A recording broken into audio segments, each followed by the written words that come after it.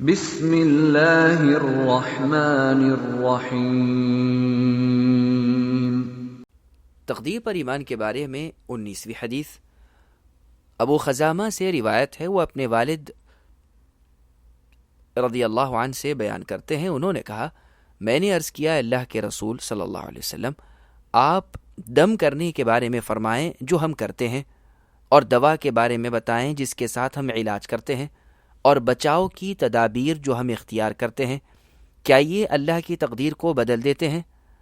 آپ نے فرمایا یہ بھی اللہ کی تقدیر سے ہیں۔ اس حدیث کو امام احمد نے مسند میں اور امام ترمذی اور ابن ماجہ نے اپنی سنن میں روایت کیا ہے۔